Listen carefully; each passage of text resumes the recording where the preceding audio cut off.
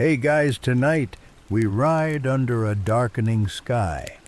You're perched on a Mongol saddle, the wind pressing cold fingers against your face as a low sun bleeds across the endless horizon. There's no road, no map, and not a gas station in sight.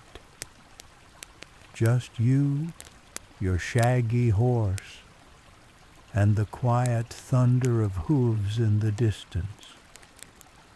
You're part of something much bigger than you, an empire stitched together not by stone, but by speed.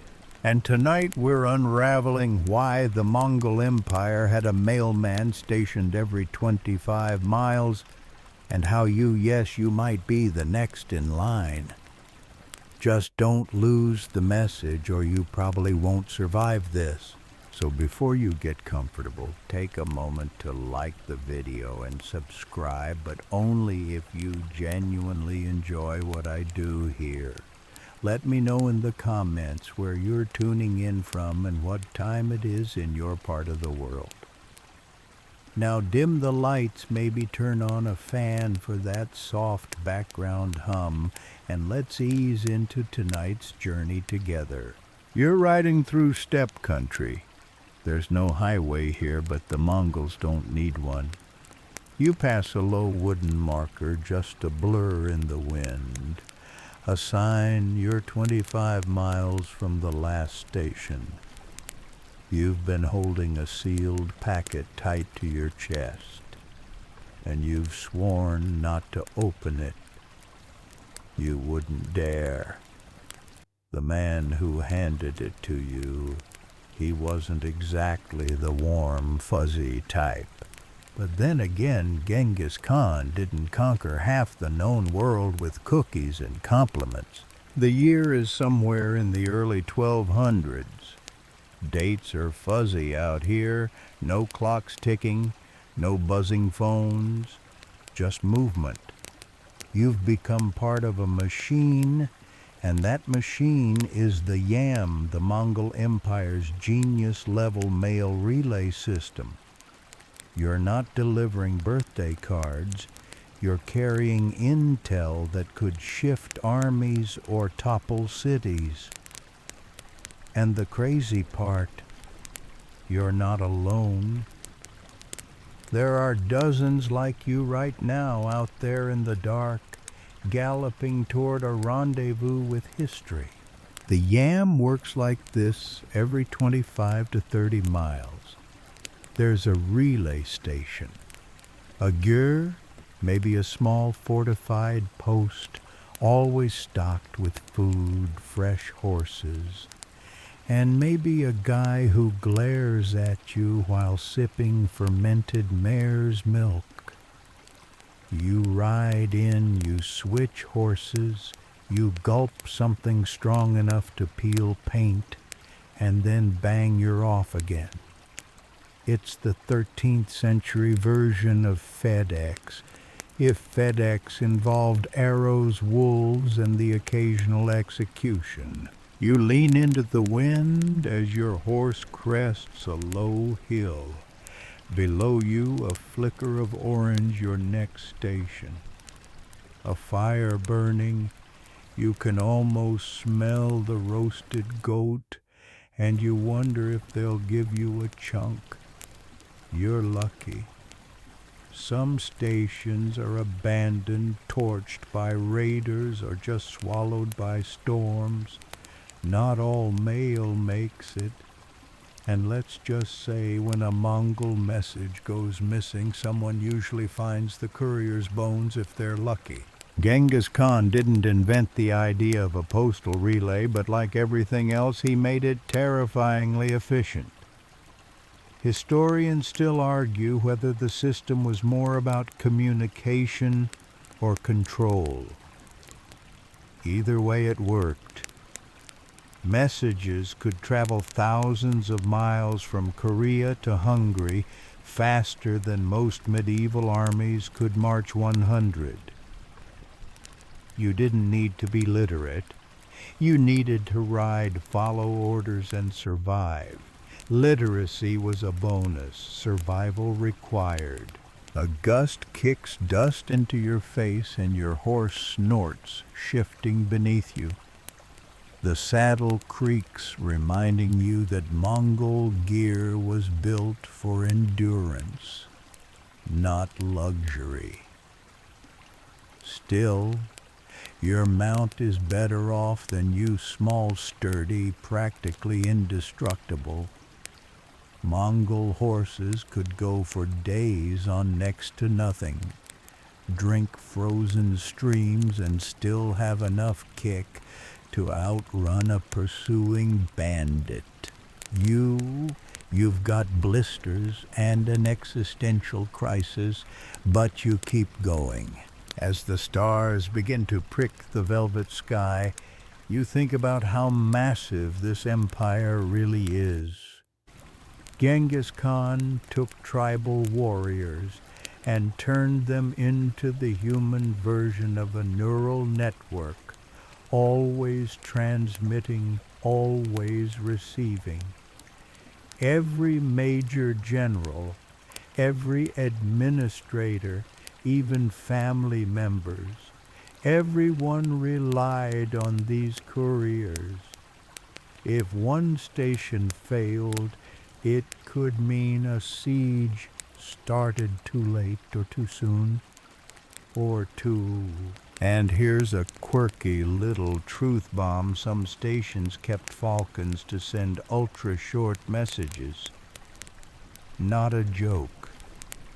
Feathered flash drives. They weren't common, but when you absolutely positively had to get a message out fast and weren't near a road, you could strap it to a bird. A nice backup, assuming the bird wasn't eaten. You finally arrive at the outpost. A bored-looking man waves you in, doesn't say a word. He takes your horse, offers you a new one that smells like sweat and impatience, and holds out a bowl. You drink first, then toss the bowl back, gasping at the burn. It's sour, warm, probably fermented. You don't ask. You remount. You don't linger. If you do, the whole system grinds slower. You're one muscle in a giant galloping organism. Behind you, the fire fades. Ahead, more darkness, more miles. Maybe there's another rider waiting in the next station.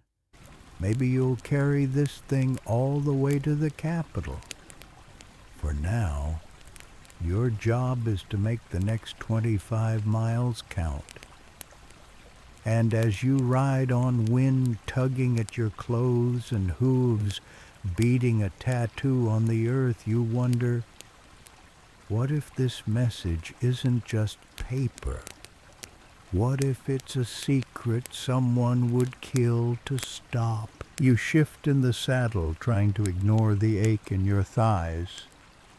The cold sinks deeper now into joints and fingers, into your lungs when you breathe too deeply. You wonder how Genghis Khan, yes, that Genghis got his start in this unforgiving terrain. The great leader who now sends armies and messages across continents once trudged barefoot through snow-hunted marmots and ducked arrows, not exactly a silver spoon beginning. Born Temujin around 1162, his childhood reads like a survival horror tale. His father, a tribal chief, was poisoned by enemies when Temujin was still a kid. Almost immediately, the rest of the tribe abandoned his family, like literally kicked them out into the wilderness. No tent, no protection, just good luck and don't freeze. And somehow, the boy lived. You squint against the wind and wonder if this same icy step once bit at his ankles. That early betrayal twisted something inside him. You can feel it even now, centuries later, as if it's baked into the dirt. Loyalty to Genghis wasn't optional. It was a religion. And that obsession would shape everything from military ranks to postal routes. Because when you've survived on frozen fish and rage, you don't just build empires. You build systems that won't fail you, systems like the yam. Historians still debate whether his rise was brilliant strategy or just ruthless luck. He forged alliances, broke others, and absorbed enemies faster than most people can make friends. But one thing's clear, he didn't just conquer people, he conquered space, distance, that endless emptiness between one command and its execution. And that's where your role tonight, riding through the wind, takes root, Aches. You're not the first to ride this trail, and you won't be the last. Temujin understood early on that ruling meant reaching, not just slashing through battlefields, but knowing what was happening when and where. That need, spurred by the chaos of his youth, would birth the yam. The idea was simple. If you're sending armies across continents, you better be able to talk to them. Otherwise, you're just guessing and hoping no one gets lost or murdered on the way. As a teen, Genghis wasn't just scrapping with neighbors, he was already experimenting with loyalty networks. Bonding fellow warriors through blood oaths, dividing spoils with brutal fairness, even assigning roles and ranks. You riding through the cold tonight are a spiritual descendant of that early organization. Back then, mail wasn't on his mind, but information control was. And the seeds were already being sown. One fringe theory claims Temujin may have encountered older trade routes or heard tales of ancient Persian or Chinese courier systems during his youth, which later inspired the yam. It's possible. There were echoes of similar relay ideas in Persia, and the Chinese had long experimented with governmental messengers. But it was Genghis who slammed it all together and strapped it to a war horse. You urge your current mount into a smoother gait, grateful for the rhythm. The landscape around you is stark but beautiful, rolling hills, like ocean waves frozen in dirt and grass. Every few miles, a stunted tree or a lonely rock, maybe a fox watching from a ridge. It's quiet, but alive. This land raised warriors, yes, but also thinkers. Strategic minds who could take nothing and turn it into empire. You remember the stories you heard before taking this job about Genghis organizing his people into decimal units, tens, hundreds, thousands. A system that wasn't just for war, it was for society. It made logistics easier, made taxes, supplies, and yes, mail more manageable. It sounds dry until you realize this same logic-structured, mathematical, obsessively fair also built the yam. You're literally galloping through a spreadsheet right now. And let's not forget the quirky bit. The early Mongols tied their identity not to cities or castles, but to motion. They were the nomads of nomads. Your role as a courier zipping across invisible borders would have made perfect sense to them. Home wasn't a place, it was a direction, a speed, and a warm bowl of horse milk waiting at the next post if you were lucky. You ride on, and the air gets colder still. Your scarf wrapped tightly around your face has begun to frost at the edges. Somewhere behind you, back at the last station, your old mount is already munching hay, warm and blanketed. Ahead, another rider may be waiting to take your message further, or you may have to press on again. That's how Genghis designed it. No delays, no gaps. When the empire called, someone always answered.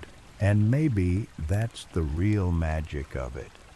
Not the conquests or the fearsome name, but the sheer audacity of connection, of weaving together a continent through grit and speed, through teenage trauma and adult brilliance. The boy who was left to starve in the snow didn't just come back with an army. He came back with a blueprint. And you're now living inside it. The stars above you shimmer like frost-dusted jewels, and the wind speaks in sighs through the hills. Your horse's hooves thud softly over the dirt, a familiar rhythm that drowns out the rest of the world. You've lost track of how long you've been riding. The endless distances of the Mongol Empire don't work on regular time. They stretch and shrink, depending on your pace, your mission, and the mood of the sky. You pass another marker, low and humble, just a stack of stones with a faded symbol etched in soot. It's not exactly a glowing neon sign, but to the trained eye it means you're still on the Yam route. These markers were part of the system's subtle breadcrumbs left across vast terrain. They're often mistaken for random cairns or herding posts, but you now know better. Mongol mail wasn't flashy, it was functional. The Yam itself wasn't just a series of mail stations. It was a system of lifelines. And like all good infrastructure, it needed fuel. That fuel, you riders. Thousands of them trained, rotated, and often recruited from loyal subject populations.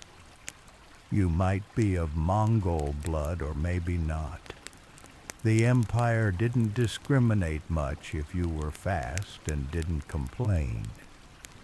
And crucially, if you didn't open the wrong envelope. It wasn't just men. Women also rode the Yam. That might sound like a surprise for a 13th century system, but the Mongols weren't medieval Europe. While most of the world was arguing about whether women should read, Mongol women were managing yurts estates, and sometimes, especially in times of war, even administrative roles. A few exceptional riders were female, and they were just as feared for their speed and stamina. You might even meet one at the next station. Historians still argue whether the Yam developed gradually during Genghis's reign or was implemented more fully by his successors. What's agreed on is that by the mid-1200s, under Ogedai, Khan Genghis's third son, the system had become vast, formal, and terrifyingly effective. At its peak, there were over 1,400 relay stations stretching across the empire. That's one every 25-30 miles, feeding off an ocean of horses, roughly 50,000 kept just for this purpose. Ogedai didn't just inherit his father's title. He inherited the weight of running a machine, and he loved machines. Where Genghis was the builder, Ogedai was the engineer. He poured wealth into road station construction and logistics like Mongol Amazon Prime, if the delivery guys were armed and spoke 10 languages. He even had royal couriers who wore special badges called paisas, which guaranteed them food, shelter, and fresh horses on demand. You don't have a paisa tonight. You're lower on the totem pole, just a reliable rider with a sealed pouch and a tired spine. But if you did, you'd flash it like a backstage pass at a rock concert. The station master would snap to attention, offer you roasted mutton, a warm bed, maybe even a poem. That badge carried the weight of the Khan's authority. And if someone refused a paisa bearer, let's just say their postal service was permanently suspended. The yam wasn't all majestic galloping and loyalty, though. Like any massive empire-run system, it had its quirks. For example, the empire often commandeered supplies from local populations to stock the stations. If your village was unlucky enough to be on the yam route, you might suddenly owe 20 horses and 100 pounds of dried meat. Not exactly a volunteer-based system. Efficiency, after all, rarely asks politely. Still, the Mongols were unusually tolerant for their time.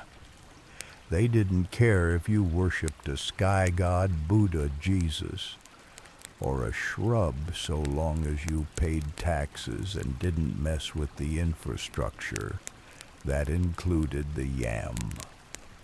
Tamper with the mail or damage a station, and consequences arrived faster than you could say, "I was just looking." Mongol justice was swift, often final, and frequently illustrated with arrows. Another quirky fact. At many yam stations there were scribes, not just cooks and stable hands. These scribes were literate in Mongolian script and often other languages. They'd log messages, transcribe reports, or create duplicate scrolls.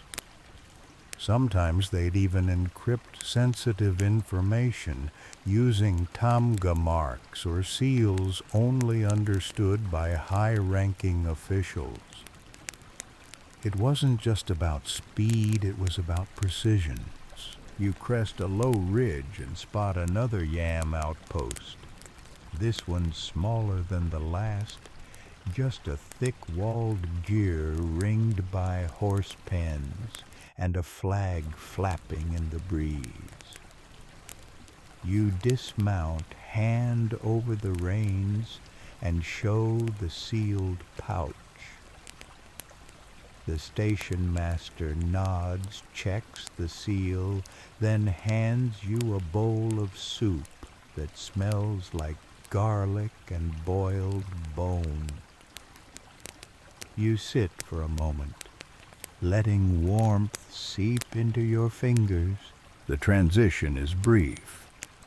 Another rider appears a teen barely old enough to shave and takes the pouch from you like it weighs 100 pounds. He bows slightly, then sprints for the fresh mount. Within minutes, he's gone already, part of the darkness. You stare into the empty road and realize that message might end up in Karakoram, thousands of miles away, or even in Baghdad. And it'll get there because of people like you. As you warm your hands over the fire, someone nearby plays a moran kur, a horsehead fiddle. Its notes are slow, reedy, the kind of sound that feels like wind and memory. You listen and feel the ache in your legs lessen. Tomorrow you'll ride again, but tonight you're just a ghost in motion, part of something vast, something ancient. The Mongol male never sleeps, and now neither do you. The first light seeps through the thin fabric of your tent, the chill biting but softened by the smell of hay and leather. You stretch muscles stiff from yesterday's ride, but the yam waits for no one, especially not the messenger. You know well the ritual: pack your gear, check the message pouch, and mount before the world fully wakes. The rhythm of this routine is as steady as the steady beat of hooves on dirt. In your hand, the pouch feels heavy, not from the paper inside, but from responsibility. In an empire as sprawling as the Mongols, a single letter could change the fate of armies, trigger negotiations, or summon reinforcements across continents. Messages weren't just words. They were weapons and shields, lifelines and threats, all wrapped in tightly sealed skins. The very fabric of the empire depended on them. It's easy to forget that this complex system began with something far simpler: a messenger on horseback carrying oral orders or written commands scribbled on birch bark or parchment. Before the yam, communication was slow and unreliable. Armies marched blindly, and leaders relied on rumors. A failed message could mean the difference between victory and disaster, between life and death. Your existence is proof of how far they've come. Historians still argue whether the Mongol Empire's rapid expansion was more due to military tactics or their communication network. The yam definitely gave them a huge edge. It wasn't just the horses or arrows, but knowing exactly when and where to strike. This information flow was revolutionary. You are in a very real sense the bloodstream of the empire, pumping news and commands from heart to limbs. Your horse shuffles beneath you, eager to move, sensing the urgency in your touch. Unlike regular travelers, you don't linger. Your rest stops are measured in minutes, your meals quick bites, swallowed between saddle rides. Time is the enemy. Even the wind seems impatient, pushing you forward as if the step itself understands the stakes. One quirky detail about the yam is the system's near-religious respect for horses. Horses weren't just transport, they were sacred partners. Riders often carried multiple mounts, swapping exhausted horses for fresh ones at every station. This relay system ensured that neither rider nor horse pushed beyond limits, keeping speed and stamina high. The Mongols knew a tired horse was a dead horse, literally and strategically. You pause briefly at the edge of a small river where the water runs clear and cold. A few villagers watch curiously, recognizing your uniform and the pouch's seal. To them, you are a symbol of the empire's reach and power, but also a reminder of demands and duties. The Mongol postal system, while efficient, was not without its burdens on the people it crossed. Taxes, requisitions, and occasional forced labor often came with it. Still, the Mongols were surprisingly progressive about infrastructure. They built roads where none existed and protected trade routes, encouraging merchants and travelers. The yam stations sometimes doubled as rest stops for traders, and you've heard tales of silk and spices passing along these paths alongside imperial dispatches. The empire was not just about conquest. It was about connection, commerce, and control. A fringe theory suggests that the yam may have influenced European postal systems centuries later as travelers and traders exchanged knowledge along the Silk Road.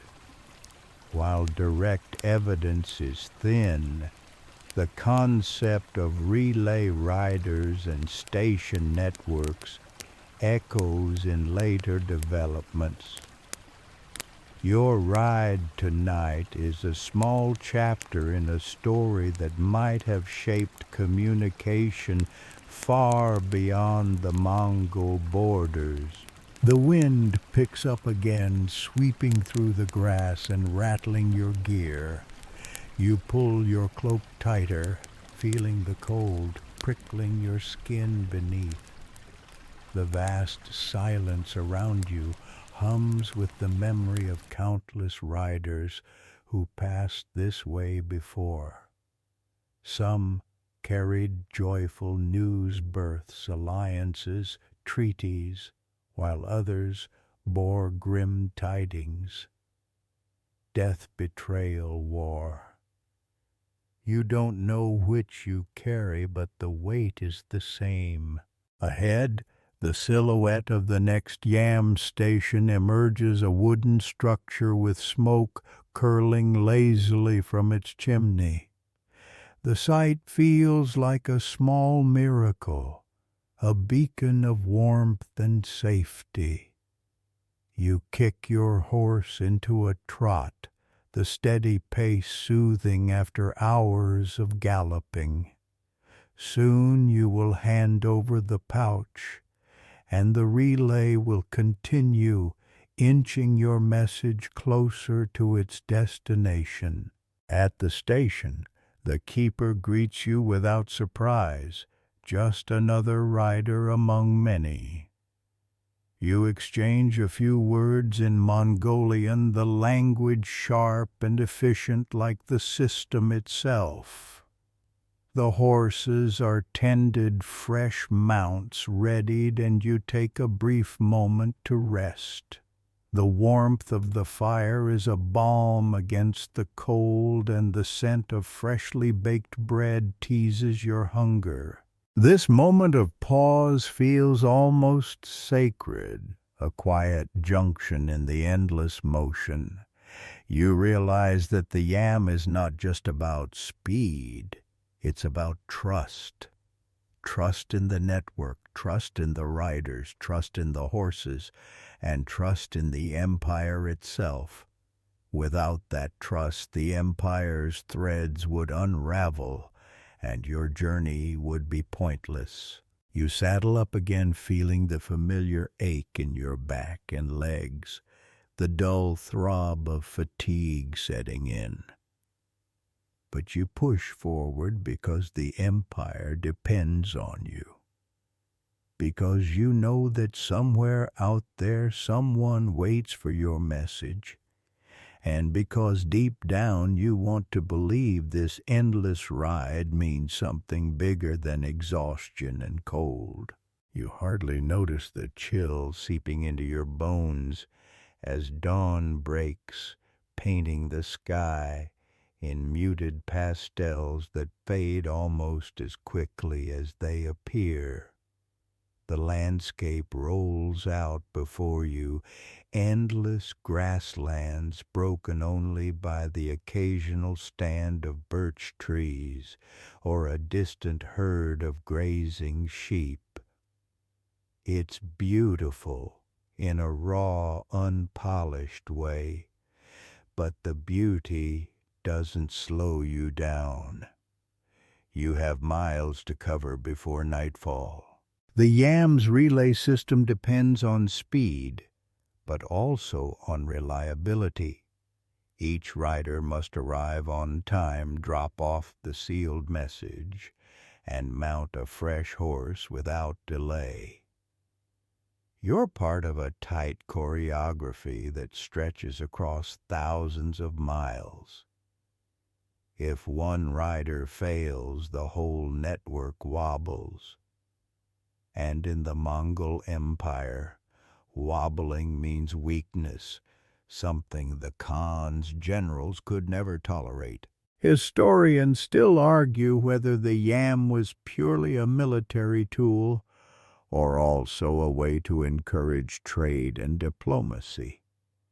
Some say the system's real genius was that it kept the empire's heart beating, enabling fast responses to rebellions and foreign threats.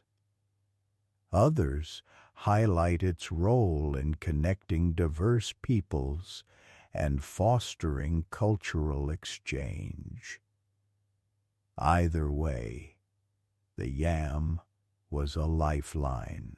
One curious tidbit you remember is that Mongol riders sometimes carried small portable stamps, clay seals pressed into soft wax or leather to authenticate their documents.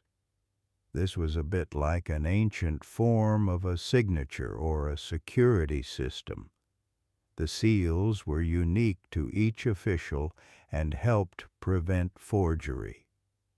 If you ever tried to fake one, well, let's just say your next stop might be the gallows. The horses beneath you are mostly Mongol ponies, small but fierce. Their endurance is legendary. They can cover 60 miles a day with little food or water. You've come to admire their stubbornness. Unlike the big European war horses you once heard about, these ponies survive the brutal winters and summer heat without flinching. They are the unsung heroes of your journey. At the next station, a small ger sits cozy in the shadow of a hill. You dismount and hand over the pouch to a fellow rider, young, eager, with bright eyes and a quick smile. He already knows the drill, and there's no need for words. This chain of trust doesn't require much chatter. It's all about the message, the empire's pulse moving faster than any rumor or spy. You grab a bowl of fermented mare's milk, a tangy, slightly sour drink that's oddly refreshing despite your unfamiliarity. It's a staple for riders packed with nutrients and a bit of a buzz. Some say it helps stave off sleepiness. Others claim it just tastes better after a long ride. You're willing to believe both because, honestly, at this point, you'll take any advantage. While you rest briefly, you overhear a conversation about the yam's security. Some riders swear by a system of lookouts and scouts who monitor the roads ahead for bandits or hostile tribes. Others rely on speed and stealth, arguing that outrunning a problem is better than confronting it. You've been lucky so far, but rumors of bandit attacks on the road always keep your hand near your bow. The Empire's communication network was also about control, keeping watch on the movements of both allies and enemies. Messages carried intelligence reports, lists of supplies, troop movements, and even weather warnings. It was a kind of early warning system that made the Mongol armies nearly unbeatable. You can almost hear the historians debating whether the yam was the real secret weapon behind the Empire's success. As you mount your horse again, you catch sight of a strange symbol painted on a nearby rock, an ancient tamga, a clan mark that also functioned as a sort of passport control in some regions. The empire was vast and diverse, and these marks helped riders and officials identify friend from foe, ally from stranger. They were part of the empire's invisible web of authority. The wind shifts, carrying the faint scent of smoke and pine. You know the next station is close. The riders before you have already passed through, and those behind you will arrive soon. You are just one link in a chain that stretches from the Pacific to Eastern Europe, a network that might be the largest communication system the world has ever seen. You feel a strange sense of pride despite your exhaustion. This endless lonely ride is vital. You're a messenger, a lifeline, a ghost on horseback.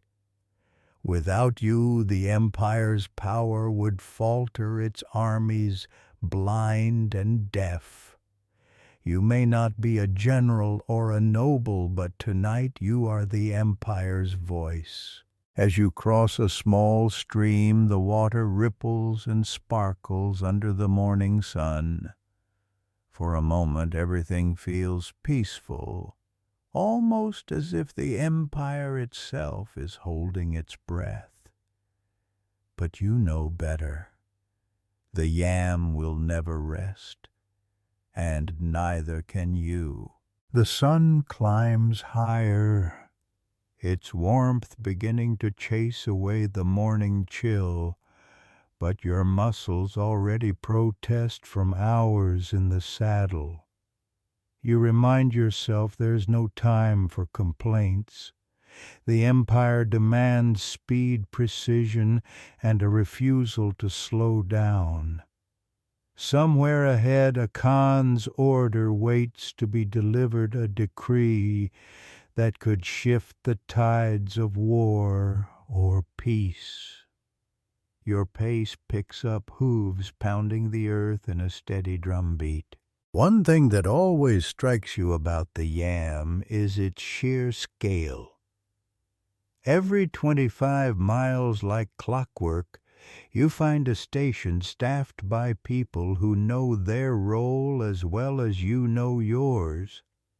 They provide fresh horses, food, and shelter, sometimes just a lean-to or a fire by the roadside, but enough to keep the wheels turning.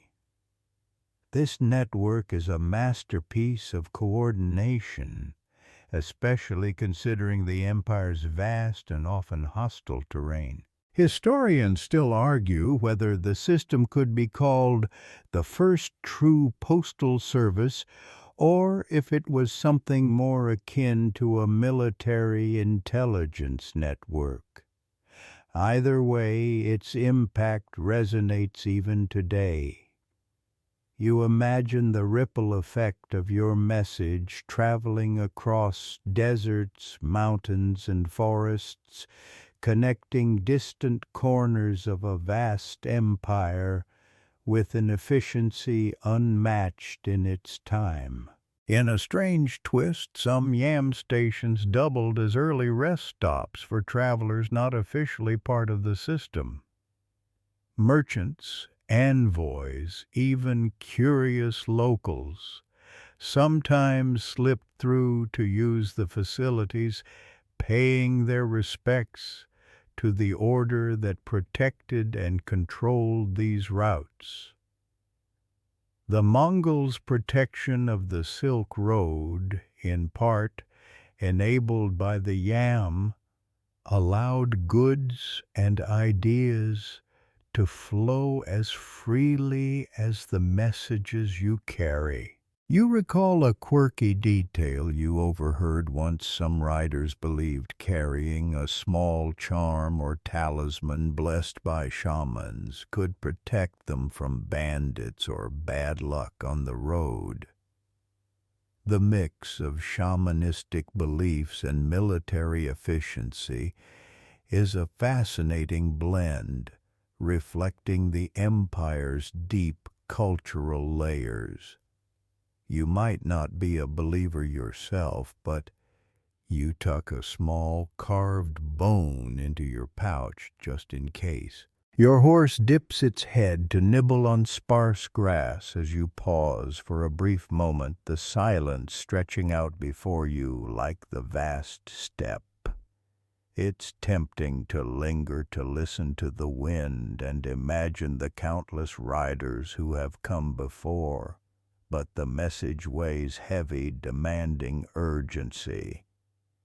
You mount again, aware that each pause could cost precious hours. The yam was also about surveillance. The empire needed to keep tabs on its vast borders, and the riders often brought back intelligence on movements of hostile tribes or rebellious nobles. Your role sometimes feels less like delivery and more like espionage, eyes and ears for an empire that trusted few outside its inner circle. A debate among scholars persists on how much autonomy riders like you had. Some argue you were merely cogs bound by strict rules and schedules, while others suggest you wielded a surprising amount of influence, knowing secrets others did not. Your own experience falls somewhere in between, strictly bound to duty, but occasionally privy to whispers and tidbits from distant lands. As the afternoon sun beats down, you cross a small village where children stare wide-eyed at your uniform, whispering legends about the yam's almost magical speed. They say riders can outrun wolves and outrun death itself. You smile at their stories, feeling the weight of myth growing around your daily grind. The terrain begins to change as you approach a rocky pass, the wind picking up and the air growing cooler.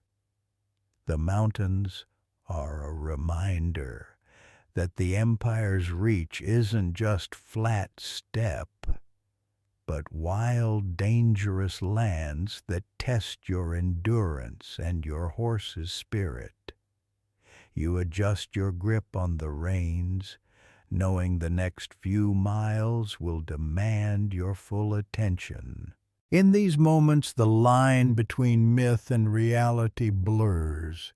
You imagine the spirits of former riders urging you on, the ghosts of great khans watching from distant thrones. The yam isn't just a system, it's a living, breathing force that has shaped the empire's destiny and your own. You push forward, the pounding of hooves, a steady heartbeat syncing with your own. The message in your pouch is more than words on parchment. It is the thread holding the empire's vast tapestry together, one 25-mile step at a time. The rocky pass narrows as you wind upward, the air growing thin and sharp against your skin. Your horse's breaths come in soft clouds, visible in the cooler mountain air, but it keeps steady, sure-footed on the uneven path. You've learned to trust these ponies with your life. Nothing compares to the bond between rider and horse, especially when every second counts. Ahead you spot a familiar sight, the carved wooden post marking the next yam station. It stands proud and weathered, the faded Tamga emblem still visible despite years of wind and snow. This place feels like a crossroads of worlds, the edge of empire and wilderness civilization and untamed nature. You slow your pace, savoring the brief moment of calm. The yam system was built not just for speed, but for endurance across every kind of terrain. From frozen Siberian tundra to scorching Gobi deserts, the network adapted to survive. Riders like you learn to read the land, to anticipate the weather, and to push through even when the cold bit through your cloak or the dust choked your lungs.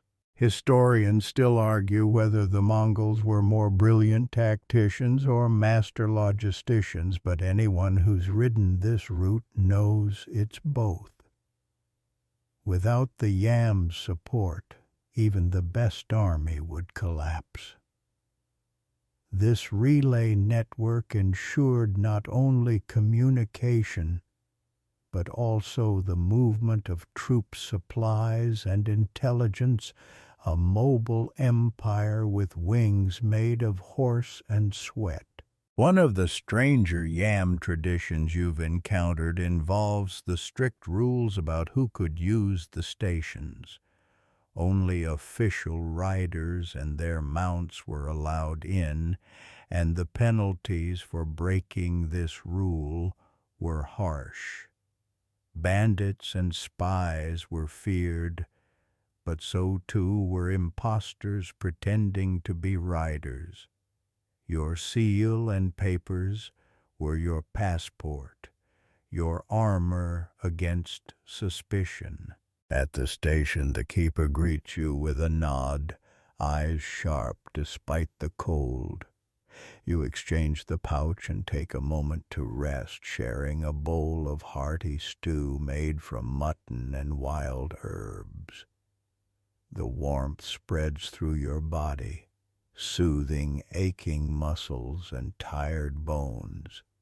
You can almost forget, if only for a moment, that this life is one endless race against time. Your replacement is a woman unusual but not unheard of, who moves with practiced efficiency. The Mongol Empire might have been brutal, but it was also pragmatic. If a woman had the skill and stamina to ride the yam, she took her place. You respect her for that, knowing the road demands nothing less than the best. A curious fact you've picked up along the way is that the yam stations often had designated areas for horses to rest and graze, as well as fresh water supplies. This wasn't just a convenience. It was essential for maintaining the health of the mounts.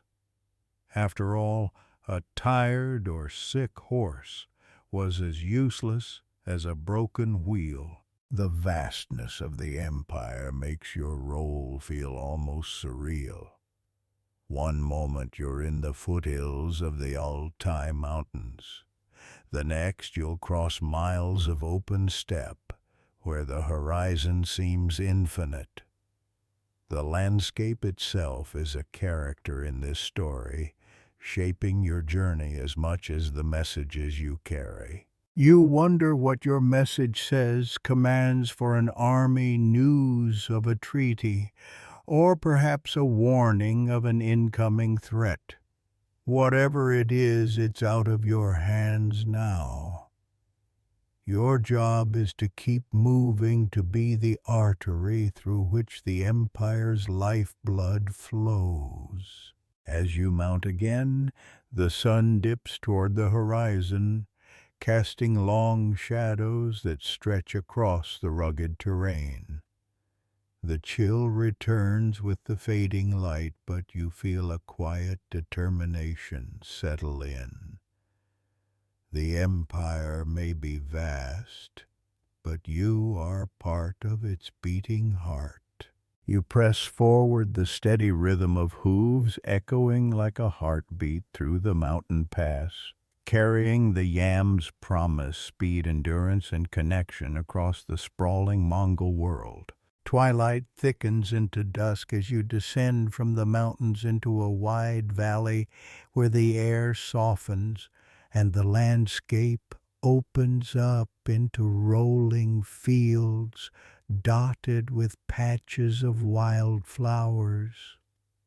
The scent of damp earth and blooming sagebrush mingles in the cooling breeze, a small comfort after the harsh climb. Your legs ache, but the Empire's call leaves no room for weakness.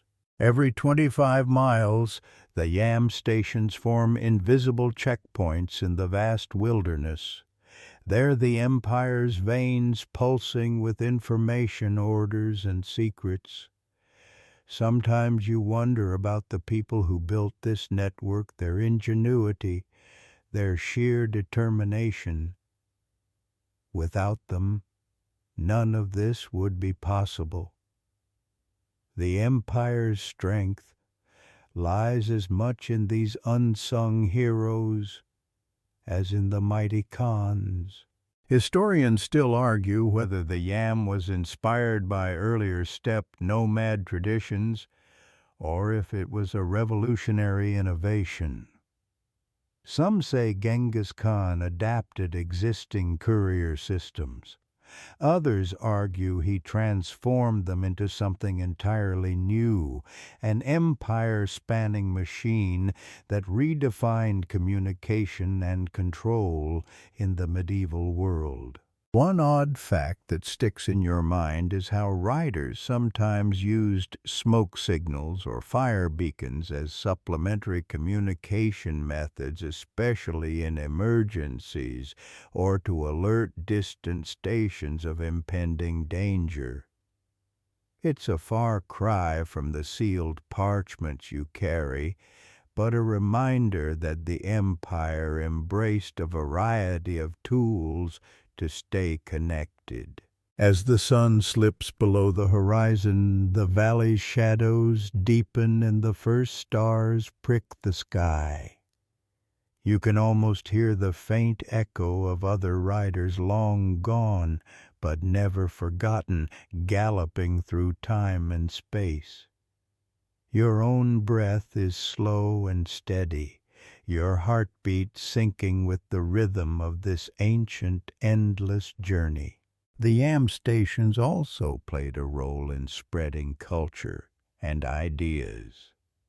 Merchants, diplomats, and scholars sometimes slipped through the system, bringing stories and knowledge from far-off lands. You've heard tales of texts written in Persian, Chinese, and Mongolian passing through these very stations, shaping a world more connected than many realize. You pause briefly at a river crossing the water, murmuring gently over smooth stones. A small wooden bridge creaks under your weight, a fragile reminder of how the Empire's infrastructure, while impressive, was often vulnerable. Still it held together just like you will for the next leg of your ride. A debate among scholars revolves around how much the yam facilitated the famous Pax Mongolica, a period of relative peace and stability that allowed trade and culture to flourish across Eurasia. Some credit the communication system with keeping distant provinces informed and controlled, reducing conflicts born from miscommunication. Your mount drinks from the river's edge, nostrils flaring with the cold water. You take a moment to wipe the sweat and grime from your brow. The journey is grueling, but there's a strange kind of peace in the repetition, the predictable cycle of ride exchange, rest, and ride again. You wonder if those who receive your messages realize how much effort goes into their delivery. The weight of responsibility presses on your shoulders, but it also gives you purpose. You're not just a rider, you're a living link in an empire that spans continents. The stars above grow brighter, and the night hums softly around you, wrapping the land in a velvet cloak. Somewhere beyond the valley, the next rider waits, ready to take the message further into the dark. The empire never sleeps, and neither can you. You tighten your grip on the reins, feeling the pulse of the yam beneath you. The road stretches on, endless and unyielding, but so are you. Night fully descends, and the valley settles into a hushed quiet, broken only by the soft rhythm of hooves and the occasional call of a night bird. Your eyes adjust to the dark, sharp, and alert, despite the long hours already logged. The chill creeps in deeper now, biting through your cloak and reminding you of the thin line between survival and failure on these routes.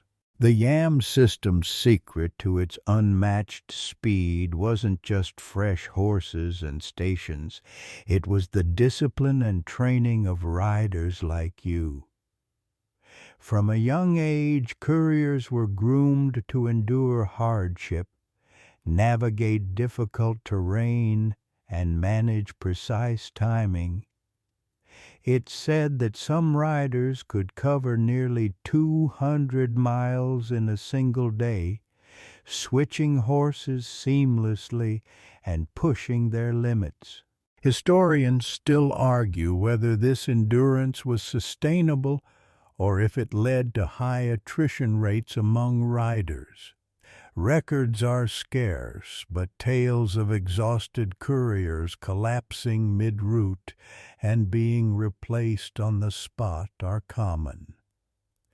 It's a harsh life, but one that gave the Mongol Empire a communication advantage no rival could match. One curious detail you remember is that some riders carried small portable stoves and dried foods like dried mare's milk and cured meat to keep their energy up during longer stretches. These little conveniences, while modest, made a huge difference when the next station was still hours away. The importance of secrecy also weighs heavily on you. Messages are sealed with the Khan's tamga, a mark that guarantees authenticity and deters forgery. In an empire where misinformation could mean death, this trust in the seal was sacred. Losing a message or letting it fall into the wrong hands was unthinkable. You've witnessed firsthand how rival factions and bandits coveted the yam routes, hoping to intercept messages or sabotage the network. The Empire responded ruthlessly, deploying guards and spies to patrol dangerous stretches. Your path is often shadowed by more than just your own thoughts. As you pass through a dense forest, the darkness thickens, and the scent of pine needles and damp moss fills your nostrils. The trees seem to close in around you, but you trust your instincts and the horse's sure footing. The empire's reach extends even into these wild places where only the bravest dare to ride. The Yam system's efficiency was also a psychological weapon. News of swift communication spread fear among enemies and reinforced loyalty among distant allies. The knowledge that orders could arrive overnight kept governors and generals on their toes, never certain when a new decree might change their fate. You find yourself thinking about how the Yam compares to modern postal or courier systems. Sure, there are planes and trucks now, but the principle remains fast, reliable. Communication is power. The Mongols understood this centuries ago, and their riders were the engines that kept the empire alive. The path narrows again as you approach another station lit faintly by the glow of lanterns. The sight of human presence after long stretches of solitude is a balm to your tired spirit. You slow your horse, ready to hand over your precious cargo and rest before the next stretch. Your journey is far from over, but each exchange feels like a small victory. You are part of a tradition older than most empires, riding not just for yourself, but for a vision larger than any one person. With a deep breath, you prepare for the handoff, knowing that soon another rider will carry the message further into the night, weaving the empire's vast network tighter with every mile. The pale light of dawn seeps over the horizon as you rest briefly at the station, the chill of the night fading with the first golden rays. You sit by a fire, sipping warm tea made from dried herbs, feeling the slow return of warmth in your fingers and toes.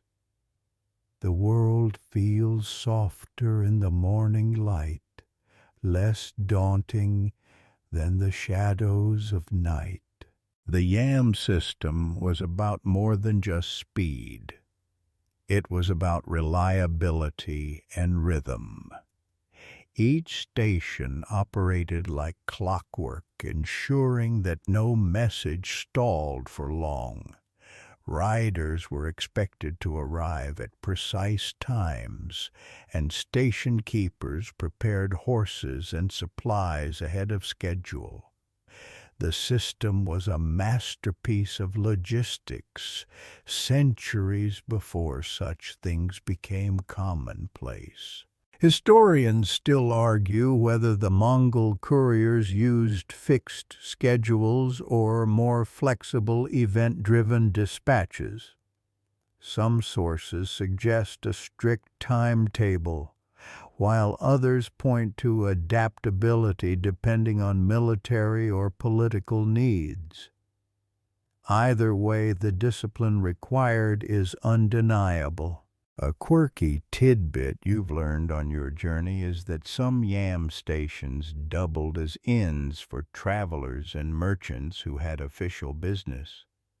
These places became hubs of information and gossip, where news from distant provinces arrived almost as quickly as the riders themselves. As you mount your horse again, the valley behind you sparkles in the morning sun, a patchwork of green fields and flowing streams.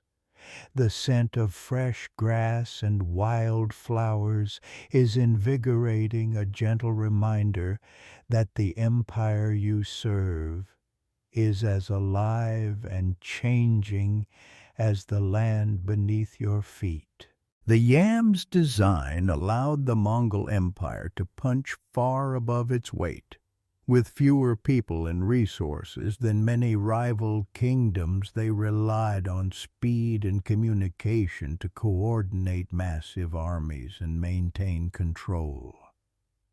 Without riders like you, the vastness of the empire would have been its downfall.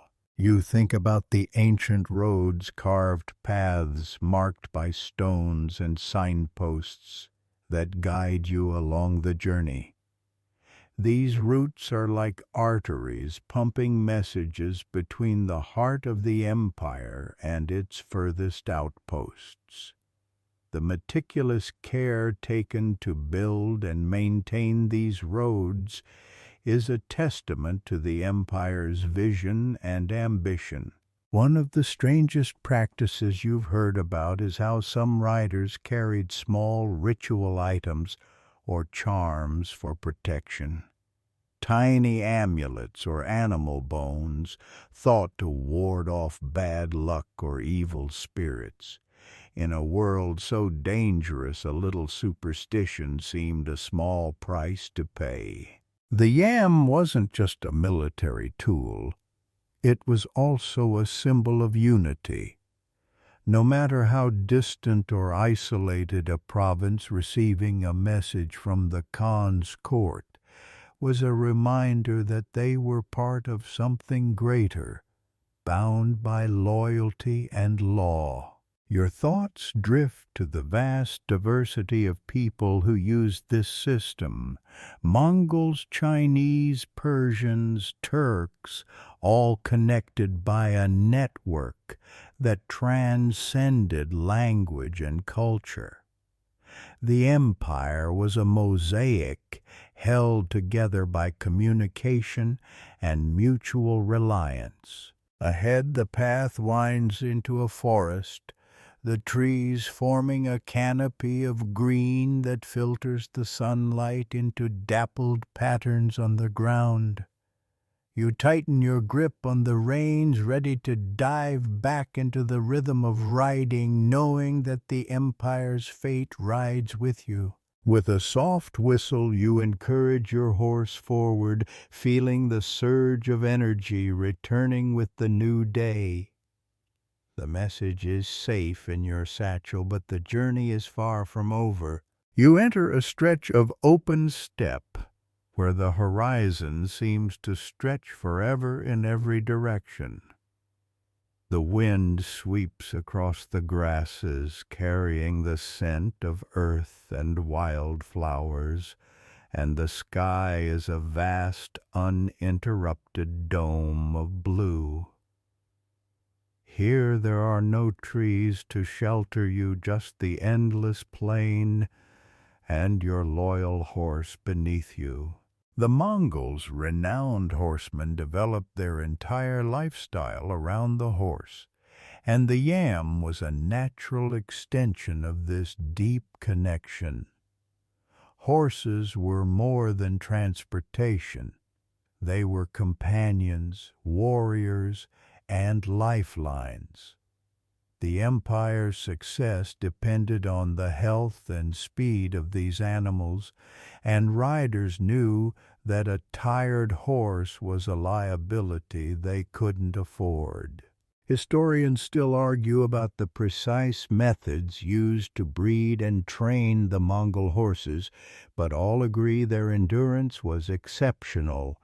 These small but tough ponies could survive harsh winters, travel great distances with minimal food, and navigate treacherous terrain with astonishing agility. One of the stranger yam station traditions you've heard about involved the ritual slaughter of a horse to honor the Khan's messenger when arriving at certain key stations.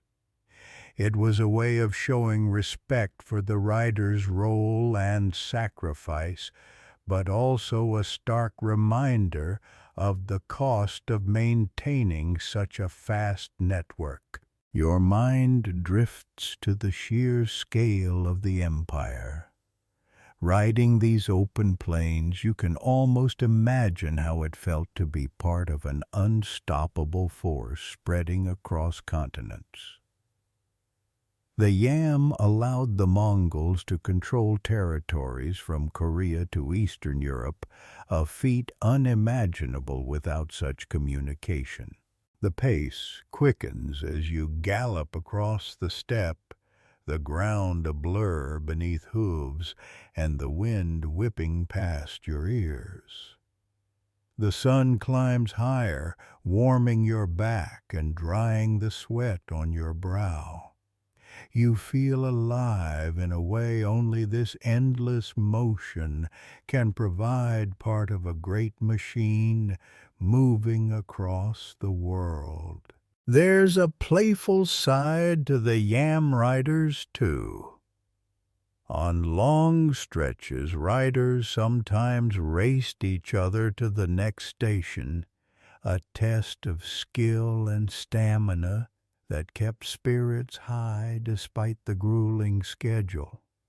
Losing a race was embarrassing, but the camaraderie and rivalry kept everyone sharp. The stations themselves varied greatly, from simple tents to well-fortified compounds with walls and guards. You've stopped at some barely more than a fire pit in the grass, and others resembling small fortresses. This variety reflected the diversity and needs of the regions they served. Communication wasn't limited to letters. Sometimes riders carried verbal messages, memorizing instructions that had to be delivered exactly as given. This method required incredible memory and trust, adding another layer of challenge to your already demanding role. You think about the vast cultural exchange the Yam enabled. Through this network, ideas about governance, technology, and religion flowed across borders, influencing art, architecture, and philosophy far beyond the battlefield. At the next station, you exchange messages with a rider from a distant province, his accent unfamiliar but his determination clear. Together you form a chain that ties the empire's edges to its center, a human network of trust and endurance. As the afternoon fades into evening, you settle into a steady rhythm, knowing that each mile brings the empire closer to unity. The Yam isn't just a system, it's a testament to human resilience and ambition carried on the backs of horses and the shoulders of riders. The endless steppe rolls out before you once more, and with a whisper of encouragement you spur your horse onward, the message moving closer to its destination with every beat of hooves. As the sun dips lower, you enter a dense forest where the air cools and the scent shifts to pine and damp earth. The Yam stations here are fewer and farther between, hidden among towering trees and winding trails. Navigating this section requires all your skill, familiarity with landmarks, the ability to move quietly, and constant vigilance. The Mongol riders' knowledge of geography was exceptional. They used natural markers like rivers, mountains, and even specific trees to navigate the vast empire. Some riders could memorize routes so well that they could travel blindfolded, relying on memory alone. This skill was essential for the safety and speed of the message delivery. Historians still argue whether the Mongols had detailed maps or relied entirely on oral knowledge passed down among riders. While no comprehensive maps survive the precision of their routes, suggests a sophisticated mental mapping system possibly combined with early cartographic efforts. A quirky tradition you've heard about involves some riders tattooing small marks on their hands or arms to count their progress between stations, a primitive but effective way to keep track in the days before written logs were common. You find a quiet moment to observe the forest life around you, birds chirping faintly, the rustle of small animals in the underbrush, and the distant howl of a wolf. It's a reminder that despite the empire's reach, the natural world remains vast and untamed. The forest presents dangers beyond just getting lost. Bandits and hostile tribes sometimes use these wooded areas to ambush riders, exploiting the cover to launch surprise attacks. The Empire responded by training riders in combat and tactics, making them not just messengers, but warriors when needed. The yam stations in these regions were often fortified, staffed by guards ready to repel attackers and protect the vital messages passing through. You've stopped at such a station yourself, grateful for the warmth of the fire and the sturdy walls after hours on the trail. Interestingly, some historians speculate that the Mongols used signal fires and smoke during daylight to communicate across forested regions, supplementing the riders' messages. These signals could warn of approaching danger or relay simple commands quickly over long distances. Your horse's hooves press softly on the moss-covered path, the rhythm steady and comforting. Despite the challenges, you feel a deep connection to the land and the riders who came before you, each one a link in the chain that holds the empire together. You recall stories of riders who, caught in storms or thick fog, relied on their instincts and senses to find the way. It's this blend of skill, courage, and resilience that defines the yam and those who serve it. The forest begins to thin as you approach the next station, the canopy opening to reveal rolling hills, bathed in the golden light of sunset.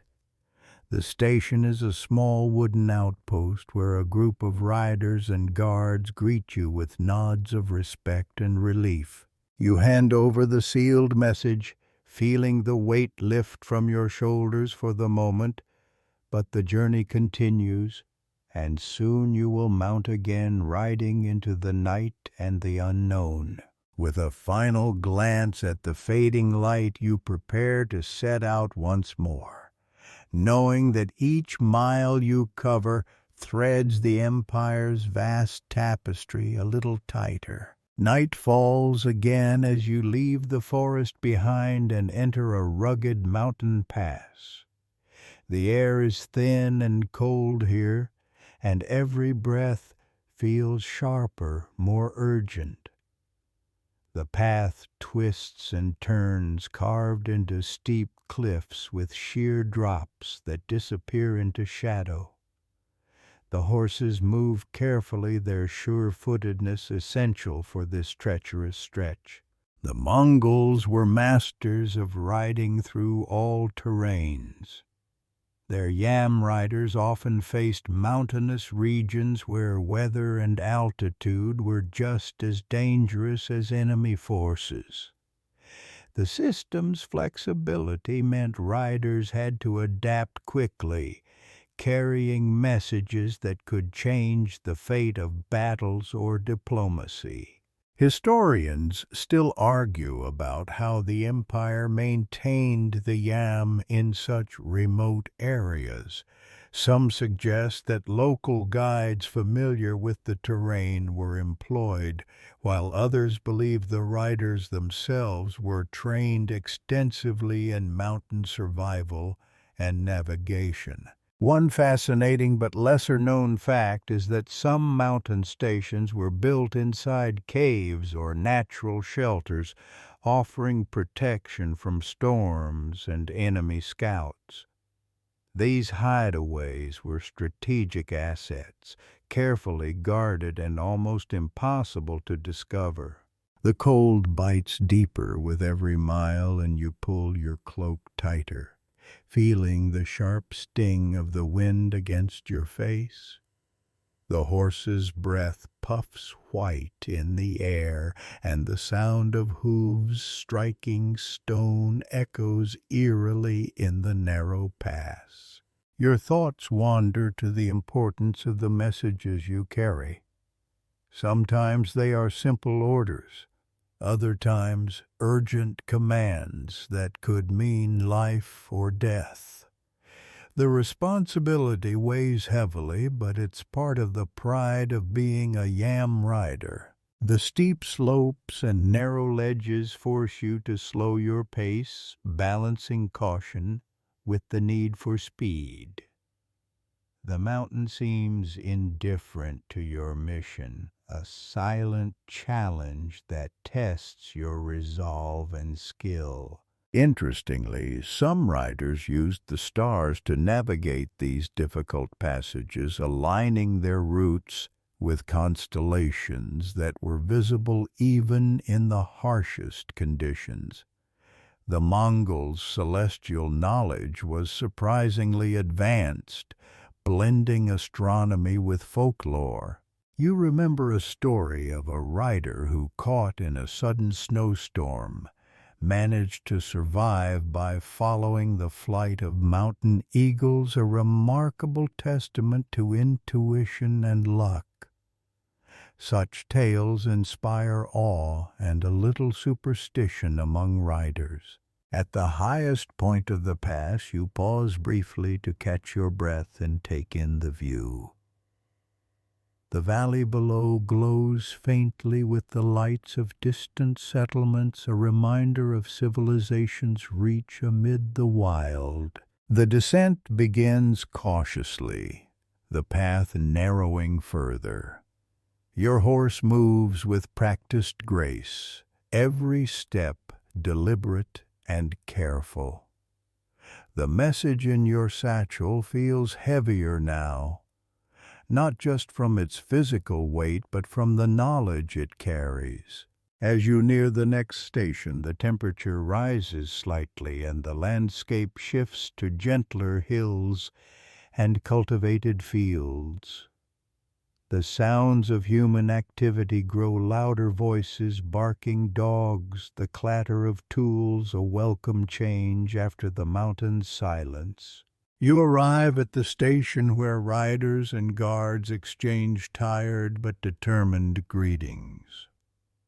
The fire burns bright, and the promise of warm food and rest is a comfort you didn't realize you craved so deeply.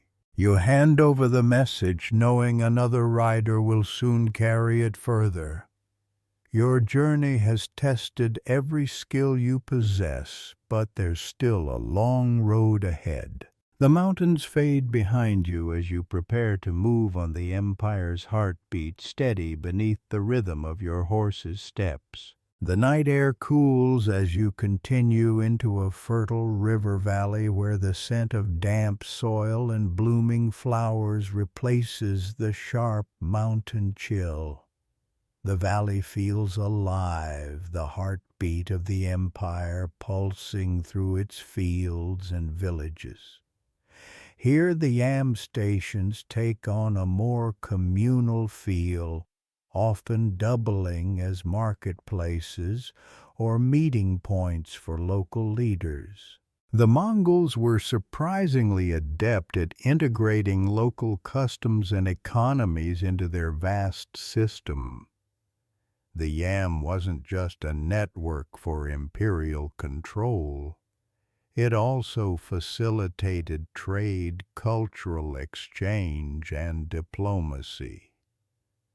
You see evidence of this in the bustling stations alive with merchants, farmers, and officials. Historians still argue whether the empire's communication network or its military prowess was more important in its rapid expansion. Some say the Yam's speed allowed for quick troop movements, while others emphasize the power of information flow in maintaining control. You overhear a quirky local story about how some villages believed the Yam riders carried not only messages but also spirits of ancestors protecting travelers from harm. This belief led to rituals at certain stations where riders were given offerings for safe passage. The valley's landscape rolls gently under a canopy of stars as you ride past fields of wheat and barley, their golden heads swaying in the soft breeze. The hum of crickets and the occasional bark of a distant dog create a serene soundtrack to your journey. Your horse moves steadily, its muscles rippling beneath you.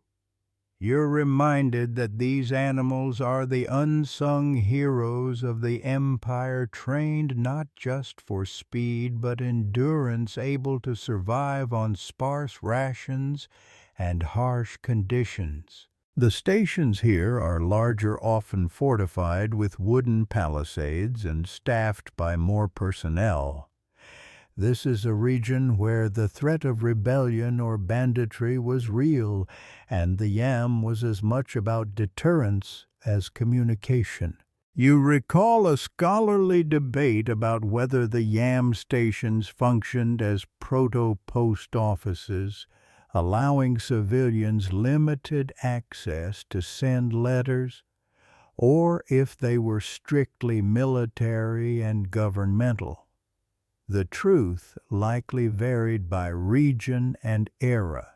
Interestingly, you learn that some riders practiced calligraphy and carried beautifully crafted letters adorned with seals and symbols showcasing the empire's respect for artistry, even in something as utilitarian as a message. The network here buzzes with activity. Riders come and go, exchanging news from distant provinces. You join the flow, feeling the invisible thread that ties every corner of the empire into a living, breathing whole. The scent of fresh bread baking nearby draws you toward the station's hearth, where you share a simple meal with other riders. There's laughter and stories exchanged, some true, some exaggerated, but all part of the Yam's human tapestry. As you rest, your thoughts turn to the next leg of your journey. The river valley will soon give way to harsher terrain, but the strength of the empire's communication system carries you forward steady and sure. With night deepening around you, you mount once more, the promise of dawn pushing you onward ever closer to your destination. You leave the gentle river valley behind and enter a sprawling desert expanse. The sand stretches endlessly, shimmering gold and orange under the relentless sun. The heat here is oppressive, making every breath feel thick and heavy, and the dry air steals moisture from your skin. You squint against the glare, your horse's hooves barely making a sound on the soft dunes. The Mongol Yam system was remarkable not only for its reach, but also for its adaptability to extreme environments like deserts. Riders here carried minimal gear, relying on survival skills to endure thirst, heat, and disorientation. Water was precious, and stations were strategically placed near oases or wells. Historians still argue whether the Mongols borrowed survival techniques for desert riding from local nomads or developed their own.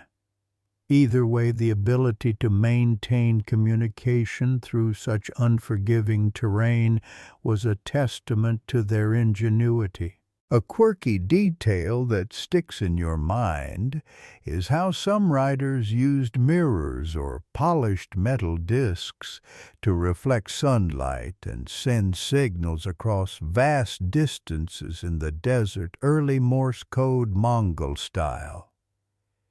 It was a practical and brilliant way to communicate quickly without risking delay. Your horse picks its way carefully over shifting sands, muscles taut beneath its coat.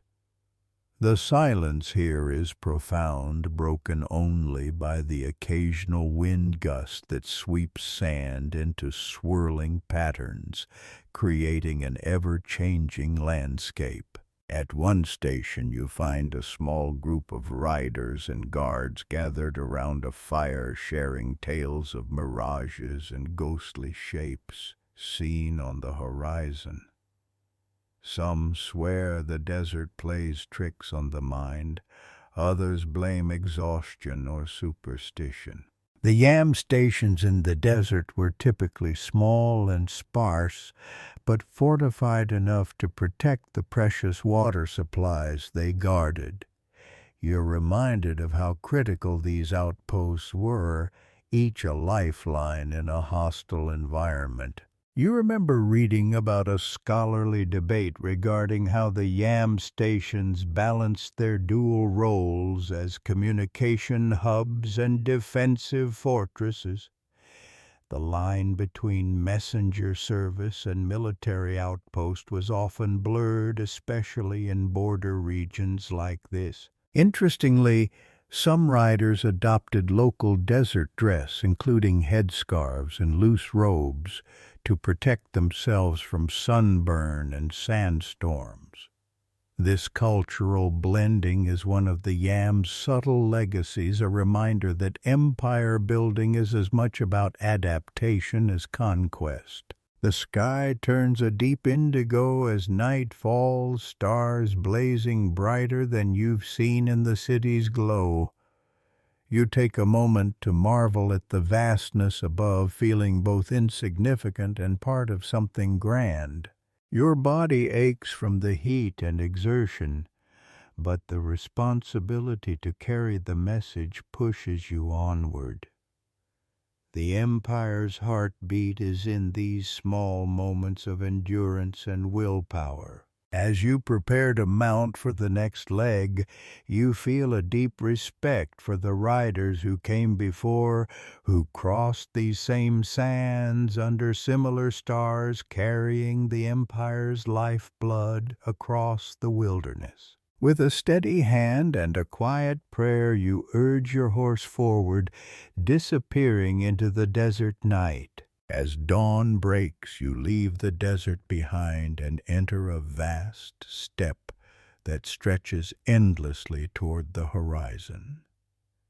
The grass sways gently in the cool morning breeze, softening the ruggedness of the land.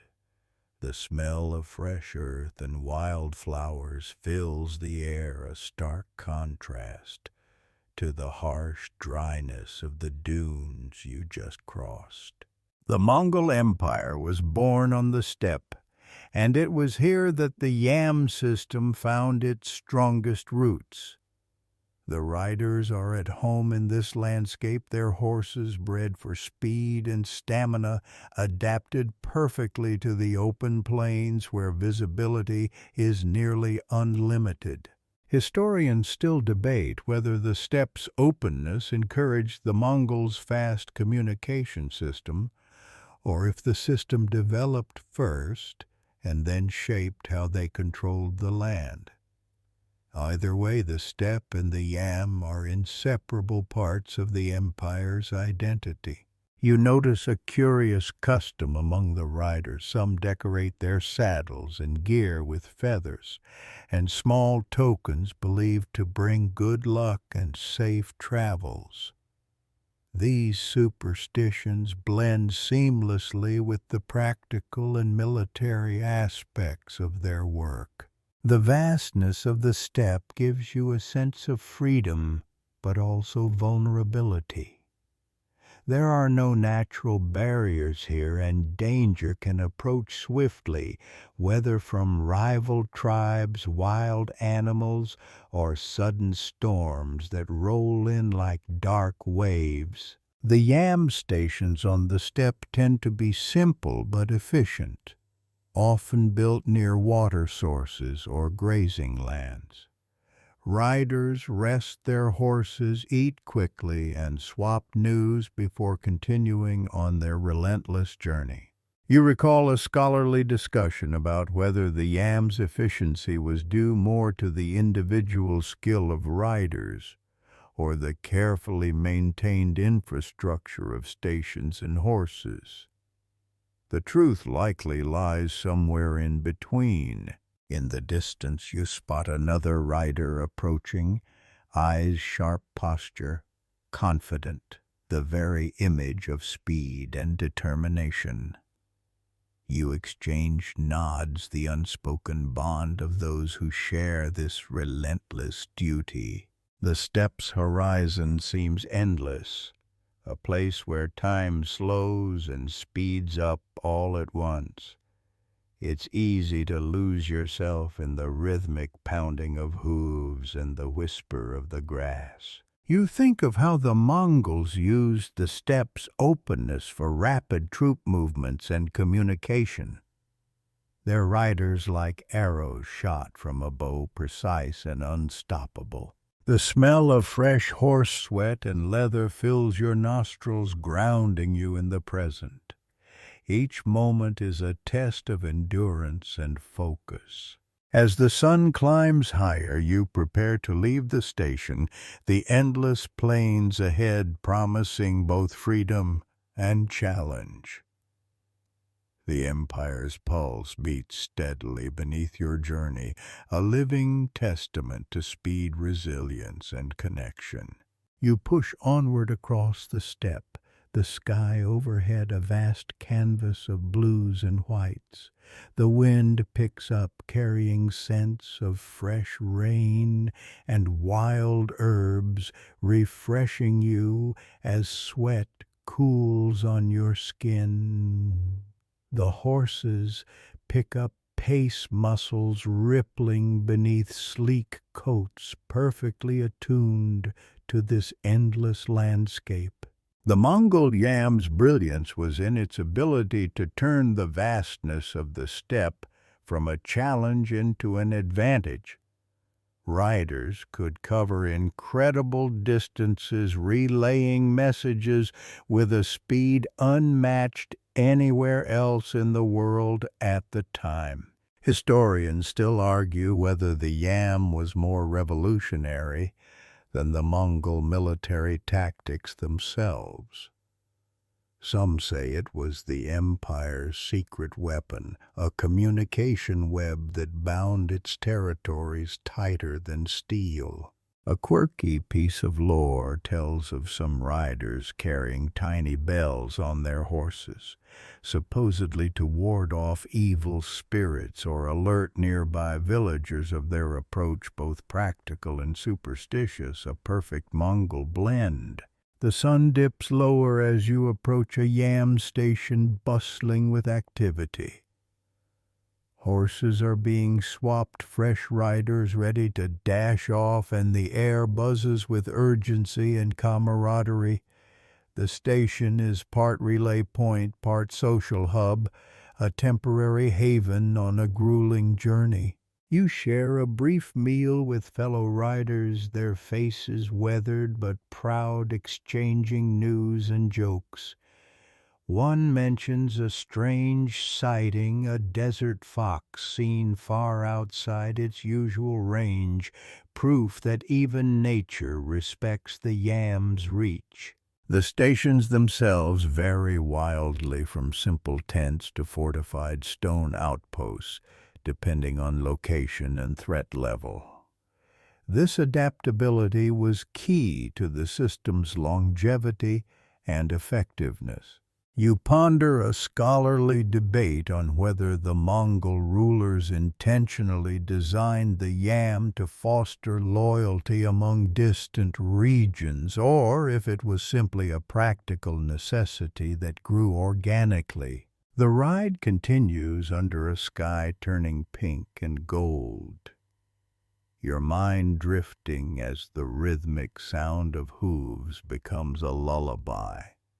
The empire's vastness feels less intimidating, somehow more like a giant network of stories and voices connected by these tireless riders. You recall that the Mongol postal horses were specially bred for endurance, able to cover 60 miles a day with minimal rest, far surpassing the typical horse of the era. As the station fades behind you, you feel the weight of history beneath your saddle, the pulse of an empire carried on the backs of horses and riders alike. The landscape darkens, stars emerging one by one as you press forward, riding into the quiet night, a single thread in an enormous tapestry. You emerge from the steppe and find yourself approaching a thick forest. The canopy overhead filters the sunlight into dappled patterns on the soft earth beneath your horse's hooves. The air is cooler here, fragrant with pine and damp moss, and the sounds of birds and rustling leaves create a gentle symphony around you. The yam stations in forested regions had to adapt to different challenges. Dense trees could obscure sight lines, making long-distance signaling impossible. Riders relied more on memorized routes, trusted messengers, and hidden relay points to keep messages moving. Historians still debate how much the Mongols modified existing local communication networks when they conquered forested lands. Some argue they simply incorporated native methods. Others say they imposed their own system on top, blending efficiency with local knowledge. You hear a curious tale about a yam rider who supposedly used trained ravens to carry messages over dense forests, a primitive form of carrier pigeon that allowed communication even when horses couldn't pass quickly. Your horse maneuvers carefully over uneven terrain, roots, rocks, and hidden puddles challenge each step. The pace slows, but the urgency never fades. Every second counts in keeping the empire connected. The stations here often look like small wooden forts or watchtowers, sometimes hidden among thick foliage to avoid enemy detection. Guards are vigilant, knowing that bandits and rival tribes could exploit the dense forest for ambushes. You think about a scholarly debate on whether forested regions posed the greatest challenge to Mongol communication. While open steppes favored speed, forests tested the adaptability and resilience of the yam riders. The scent of smoke leads you to a station where a small fire crackles, and riders swap stories over simple meals. One older messenger recalls how he once outran a pack of wolves, his horse barely making it through the underbrush, proof of the dangers they routinely faced. You notice that some stations include small carved wooden figures believed to protect riders from harm or bad luck. These tokens reveal the spiritual side woven into the practical fabric of the yam. The sun lowers behind tall trees as you rest briefly, the quiet hum of the forest, a soothing balm after days of relentless travel. The yam here is slower but no less vital. You mount again the path, narrowing the forest, closing in. With every step you carry the message deeper into the heart of the empire, a pulse beating through the wilds. The woods seem endless, but so does your determination. The empire's lifeline depends on you and your horse riding through shadow and light ever forward. The forest thins at last, and the land opens into rolling hills dotted with villages and farms. The smell of fresh hay and baked bread greets you like an old friend, promising the comfort of civilization after weeks of wilderness. The Yam system's final stretches were often the busiest, connecting the farthest reaches to the imperial capital. Here messages were sorted, translated if needed, and dispatched further or delivered to officials who shaped the empire's fate. Historians still argue whether the system's speed or its reliability mattered more in sustaining Mongol control. Some say speed was king. Others emphasize that consistent delivery was the true backbone. A quirky story you hear tells of a Yam rider who was so fast and persistent he reportedly covered 200 miles in a single day, driven by a mix of fear, duty, and a horse that refused to quit. Such tales border on legend, but they embody the spirit of the system. You pause at a large, well-fortified station bustling with activity. Riders, scribes, and officials move with purpose, the air thick with the scent of ink, parchment, and burning oil lamps. This station is a crossroads of cultures, languages, and ideas, a fitting symbol for an empire that stretched from the steppes to the seas. The Yam was more than a postal service. It was a network of connection, bringing together people and places that otherwise might never meet. You reflect on the many debates about how much the Yam influenced the empire's administration. Was it simply a military tool, or did it pave the way for the Mongols' surprisingly tolerant and efficient governance? As you prepare to complete your journey, the sun sets in a blaze of orange and purple, painting the hills with gentle light. The fatigue in your muscles is real, but so is the quiet pride in being part of something larger than yourself. Your horse neighs softly, ready to rest after the long ride. You exchange a look of mutual relief and respect, a partnership forged through miles and moments shared. The vastness of the empire stretches out around you, held together by thousands of riders and countless horses, each one a vital thread in the Mongol tapestry. As night falls, you let your mind drift, the steady rhythm of your journey becoming a soothing hum. The empire's heartbeat is steady strong, and you, the rider, have played your part in its timeless story.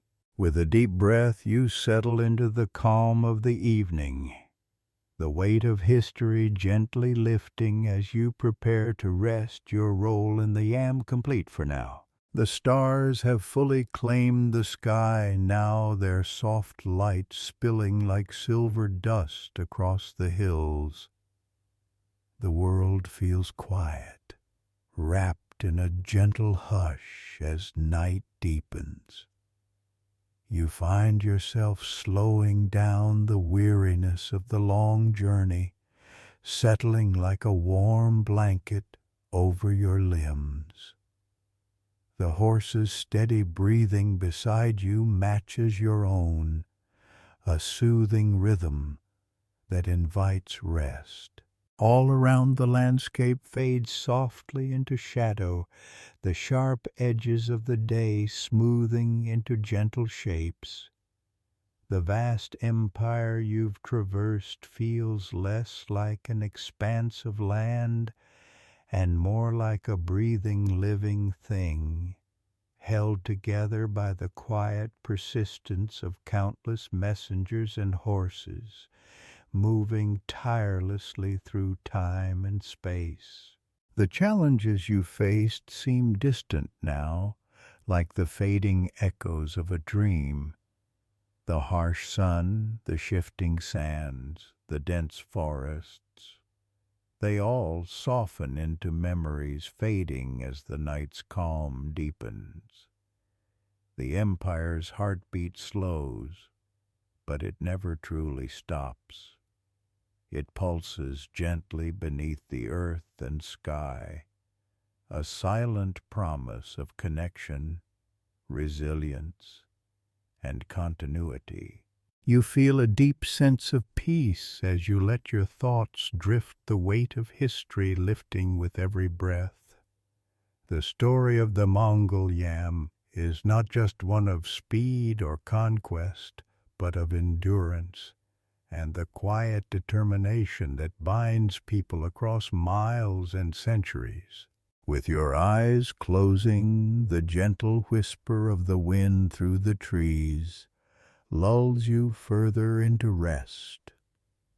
The world holds you safely in its arms tonight, a tender farewell until the morning light. Sleep well, knowing you have traveled a path few have walked and glimpsed the incredible machinery of an empire held together by horses, riders, and an unbreakable will. Sweet dreams?